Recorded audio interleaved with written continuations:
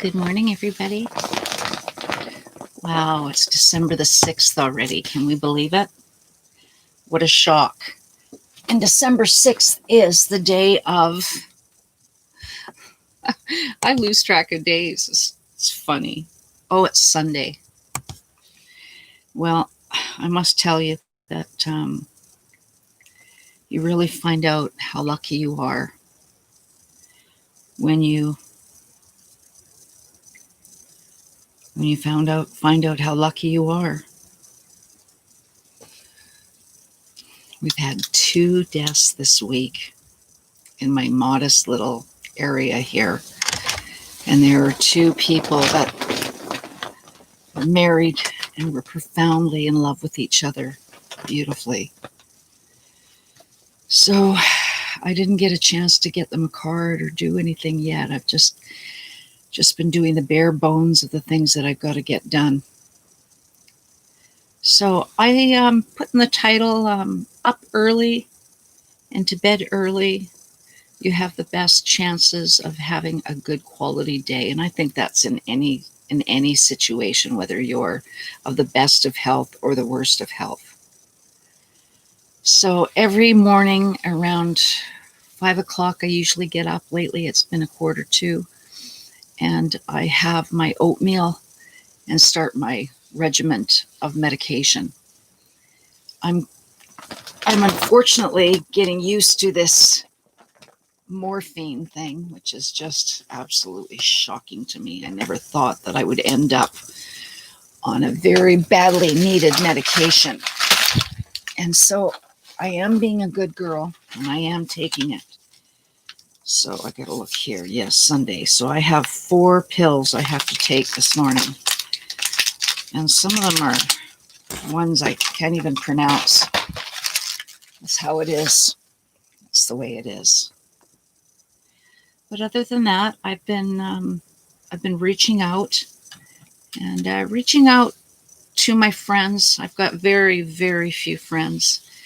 And I noticed yesterday when I did the cleanup, and I think I did show you on the video, there was lots of glass.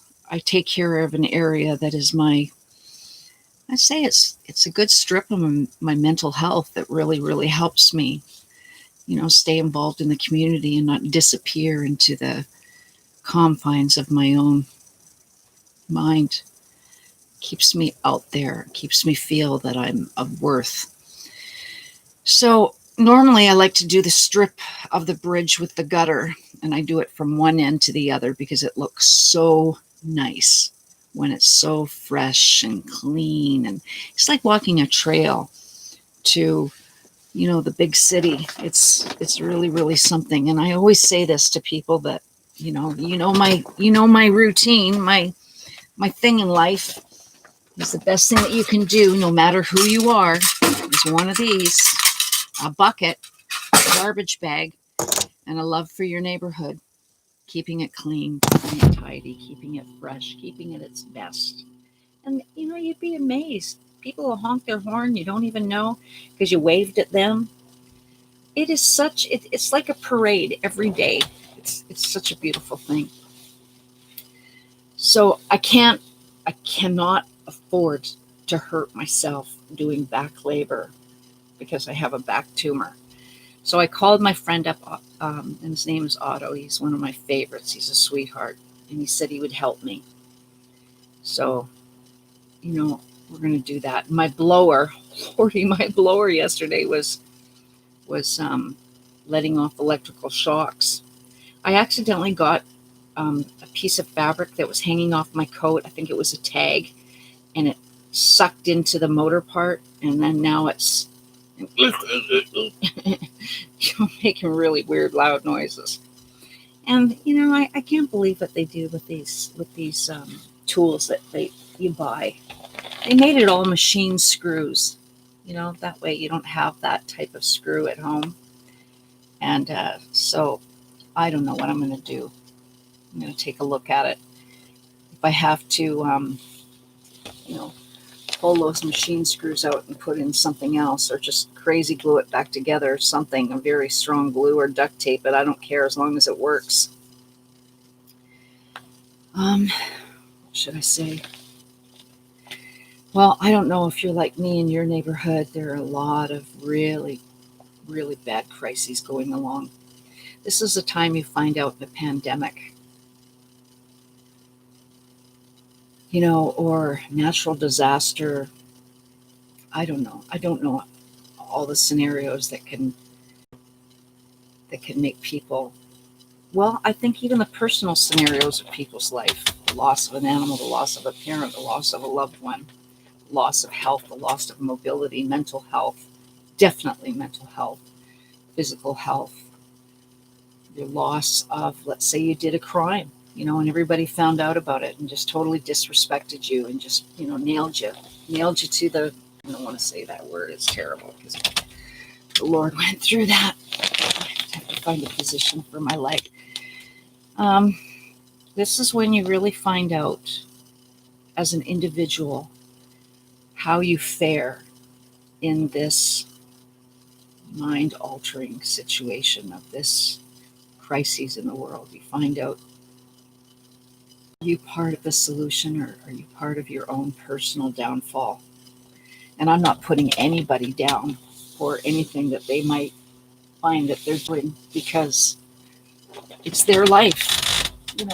We have no real I don't think anybody has any jurisdiction on someone's life, especially to judge them and say, oh, aren't you a victim? You really play the victim card. And, I had someone say that to me and I thought to myself, if you only knew. And a lot of times people that have passed away, they die with tragic secrets we never find out ever. And they never tell anybody because it's so tragic, so bad. Could be a relative, something did something to them or a stranger. There's lots of women out there in the thousands, I'm sure of it, that walk the streets and, have very, very dark secrets of betrayals, of violence that was done upon them, children, you name it. Especially with the sex trade these days and what's been happening. So my philosophy on that is I would never, ever say to somebody, what a professional victim you are. I would never, ever, ever say that. If anything, I would say to that person, I'm so proud of you that you survived. I'm so proud of you that you bring it up because every time that you bring it up, there might be somebody who's hearing your message who needs it so badly. So if anybody does say something to you that is just so tragic like that, I think they are the people that don't have the opportunity to be honest with themselves about what's happened in their lives. Those who are angry and accuse other people of pulling out the victim card are those who have a little bit of a targeted, I don't say envious or jealousy or anything like that towards a person. Um, it's a little bit of a twist to it, but I think it's somebody who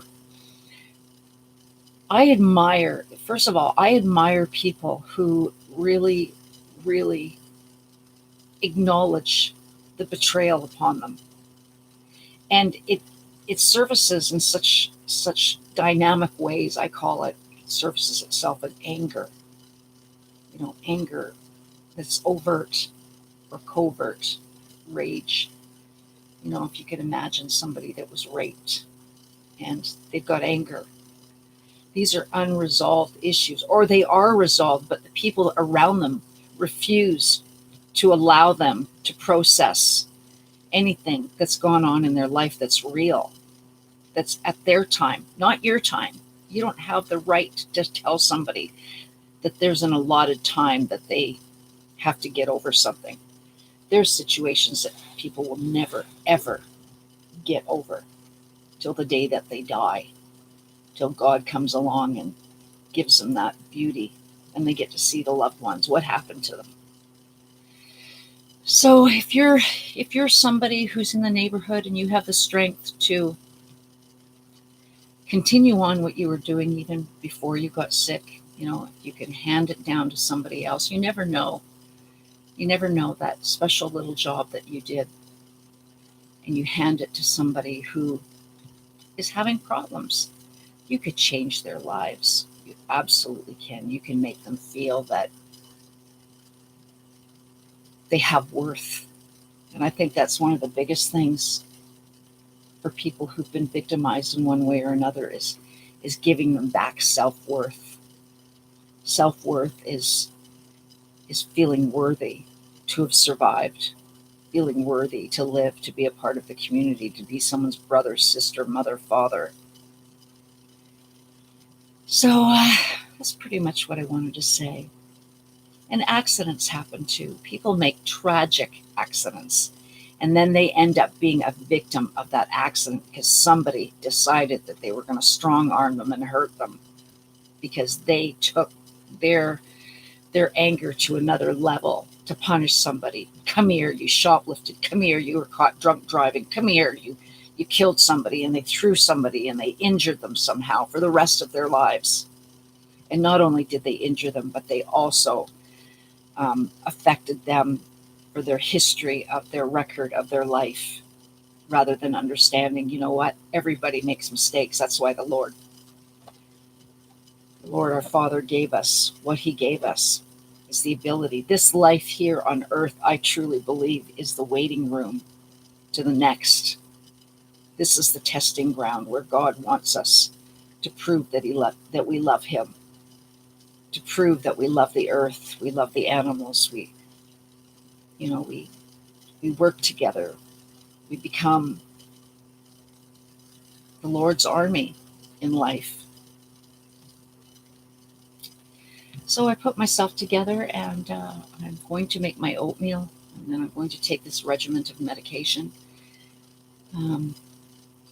I met a fellow at the mall. His name is Michael. He's a sweetheart. He's a Portuguese guy. He's kind of a thin little fella, and he's a real sweetheart. No attraction of any kind, just a very kind friendship there I've made. And I put him through the ringer. I think a lot of us do. We meet new people and we're so afraid of being abandoned or rejected, or taken advantage of. So I'm looking around my house, and after a while, I think truly when you take your inventory emotionally,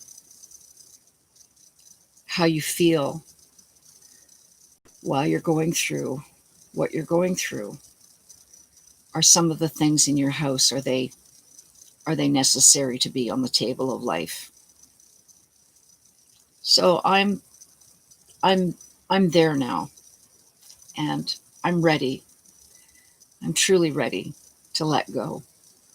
I got a new pair of jeans, by the way. I'm so excited to show you. I haven't had any jeans that fit me. I'm a size 31 now. Holy God, I've never been this big in my life, but it's okay. I figured maybe God wanted me to have the body weight in case something happens a little bit more and I need to have that extra source of source. So if there's anyone out there that's going through a lot of pain, going through a lot of emotional hardship, feeling lonely, feeling sad, feeling alone, and knowing they're alone, and come from a history of abuse, and then on top of it have something else, you have my full support to feel whatever you're feeling, to be able to process it, whatever time schedule it is for you. After all, it is your life, and I just want to say that I'm proud of you.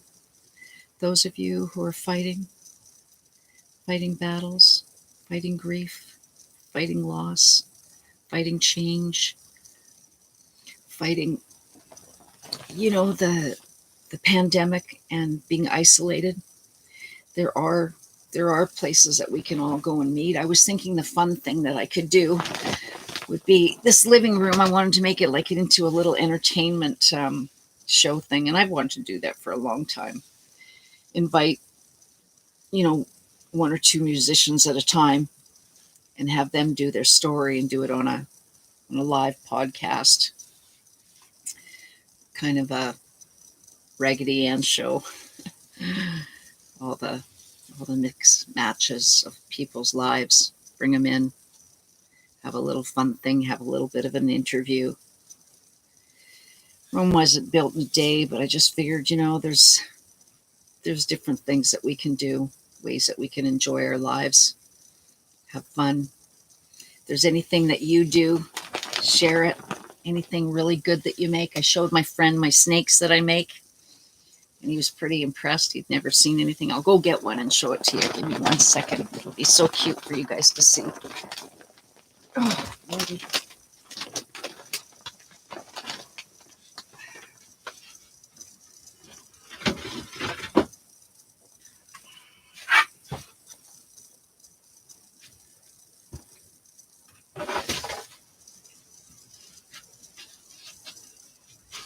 There we go.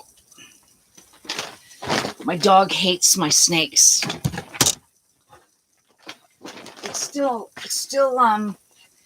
easy enough to go to the beach and find driftwood. And that's what these snakes are made out of, driftwood. I made these. My neighbor hated them so much she called me a heathen.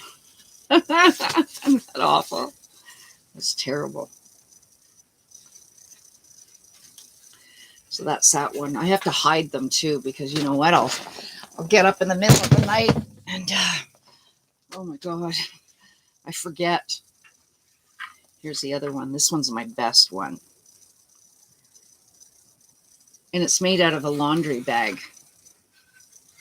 And then you stipple paint the back and you drag the paint with your fingers to make it look like how the scales go. It's quite long. This one spins, which is really beautiful. Oh, Lordy. Anyways, you can see the skin laundry bag. Very easy to do.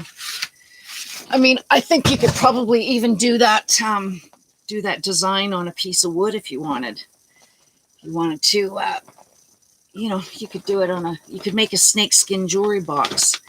That would be very easy to make. Come say hello, Arctic. When my friend was over, Arctic got so jealous. He tried biting him. You were terrible, weren't you there, little buddy? Trying to bite poor Michael. And then I gave Michael a cookie to give to Arctic. And then they were buddies, right? And my friend was so kind to me. He was massaging my lower calf and trying to help me. And my dog was so jealous. Arctic was so jealous that he was and then he would go and pat his head and he was okay. And then he would pull his hand away and rub my leg again. He got so bad. He did. Well, it's oatmeal time, everybody. God bless you today. I hope that whoever's going through a bad time, that can have a reprieve today. After all, it is Sunday. It's December the 6th. We're not that far away from Christmas. I'm going to say try not to worry, but if worrying is your situation today, it's okay. Maybe just worry for 20 minutes or so and then put it on a shelf and try and have a beautiful day. You deserve it. Bye, everybody. Take care.